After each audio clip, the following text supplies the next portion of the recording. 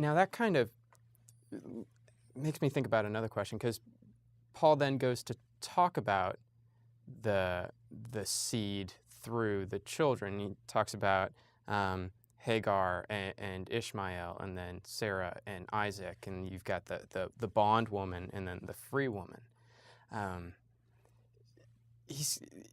Is what seems to be kind of a funky thing that he does, talking about allegory, and that driven by his reading of the singular and the plural seed?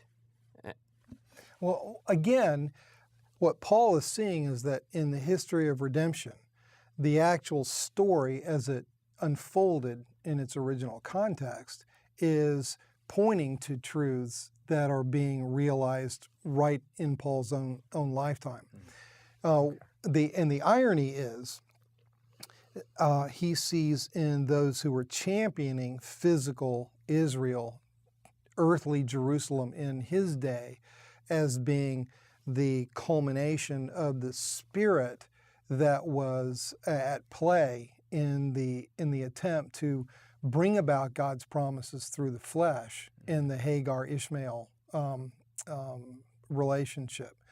And what you have back in Genesis is the attempt to force God's hand to fulfill His promises through the flesh, and not through God's own time, in God's own way, through God's own spirit. And so, Ishmael goes out and then, winds up recipients of his own line of promise. He was promised that he would be head of a great nation. And where Paul had spent time in Arabia during his 3-year school in the discipleship of Christ, so to speak.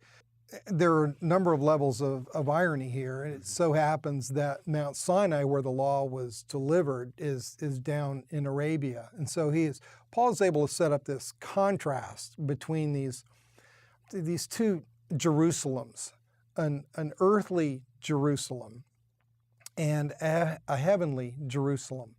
And the people of promise, who are in the line of Isaac, are now the church, and the people of the flesh, the people who think that God's plan for redemption has to be forced by us, not done by God that we respond to in faith.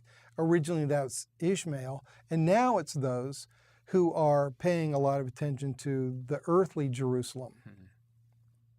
So the people that once were truly of the faith, who looked to physical Jerusalem, having not lifted their eyes now to Jesus, almost become slave children like Ishmael.